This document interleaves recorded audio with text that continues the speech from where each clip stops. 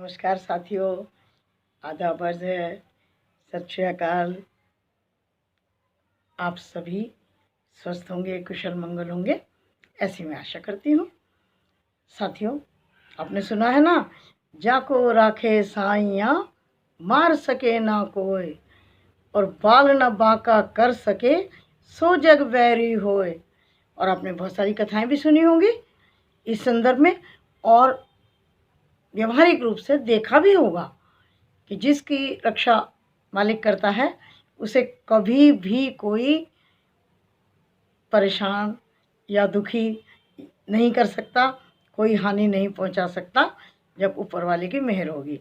ऐसी एक कथा आपसे शेयर करती हूँ कि एक राजा था, उसके कोई संतान नहीं थी, बहुत परेशान था संतान के लिए, पंडित से पुरोहितों से पूछता रहता था।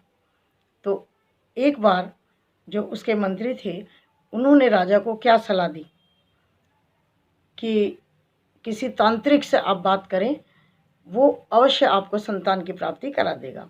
तांत्रिक को बुलाया गया। तांत्रिक ने कहा कि हाँ राजन, आपको पुत्र की प्राप्ति हो सकती है, इसके लिए आपको किसी एक बच्चे की बलि देनी पड़ेगी।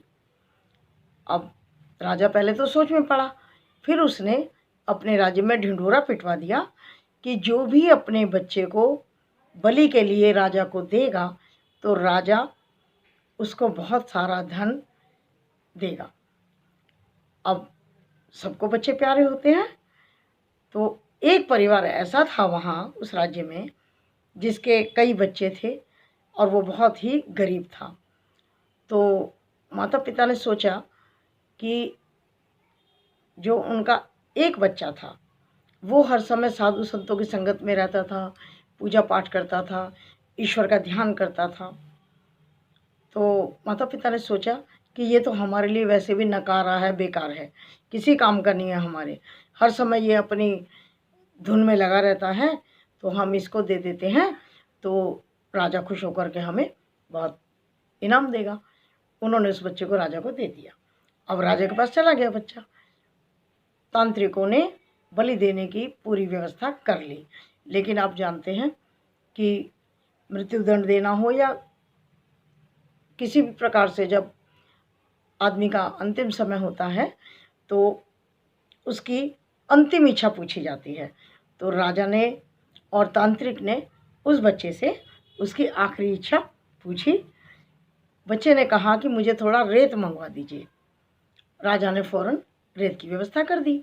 अब उसने उस रेत की 4 ढेरियाँ बनाई, 4 जगह ऐसे रेत रखा। पहली ढेरी को उसने तोड़ दिया, दूसरी को तोड़ दिया, तीसरी को तोड़ दिया। चौथी ढेरी के सामने उसने हाथ जोड़ करके, आंखें बंद करके अपने मन में कुछ कहा और बड़े विश्वास के साथ बोला कि अब जो आप करना चाहते हैं कर लीजिए। अब तांत्रिक भी डर गया और राजा भी सोच में पड़ गए कि भाई इस लड़के ने किया क्या।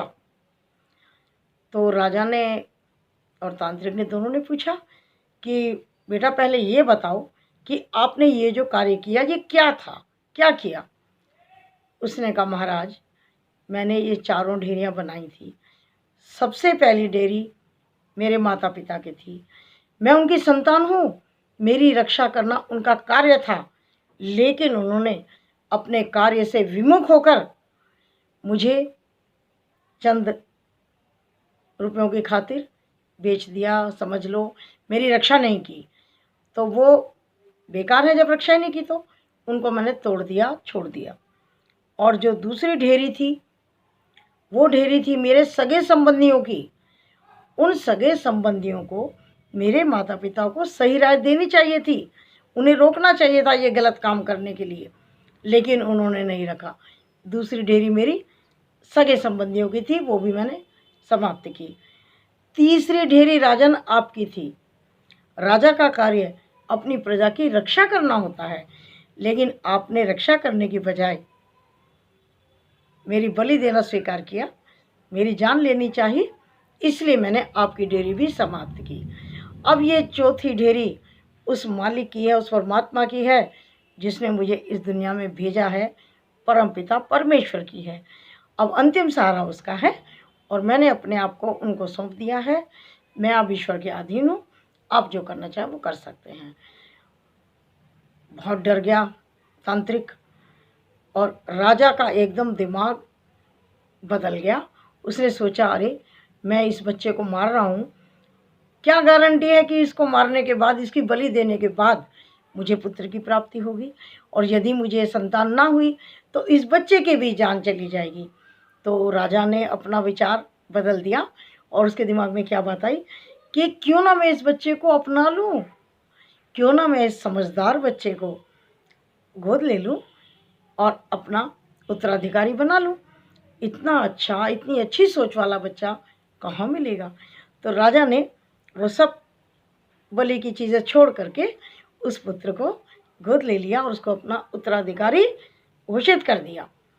तो इस कथा से क्या शिक्षा मिलती है, क्या पता चलता है हमें कि जो विषम परिस्थितियों में भी ईश्वर पर भरोसा करता है, उसको याद करता है, अपने आप को उसे सौंप देता है, दुनिया की बड़ी से बड़ी ताकत चाह कर भी उसका बाल बांका नहीं कर सकती, और उसकी हर विषम परिस्थिति से वो मालिक रक्षा करता है, जो हमारा पिता परमेश्वर है, हमारा मालिक है, जिसने हमें इस दुनिया में भेजा है।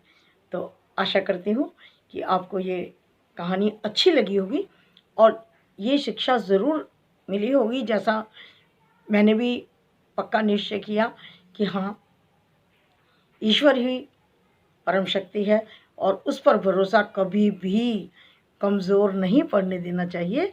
अपने भरोसे को सदा मजबूत रखना चाहिए, और मजबूत इरादे वाला व्यक्ति हमेशा सफल होता है। इसीलिए उस बच्चे की रक्षा हुई और देखिए इनाम भी मिला, राजकुमार बना। तो आशा करती हूँ आपको ये कथा ज़रूर पसंद आई होगी। पसंद आए तो इस चैनल को सब्सक्राइब, लाइक एंड शेयर करिएगा। तो इसके साथ ही आपसे विदा लेती हूँ।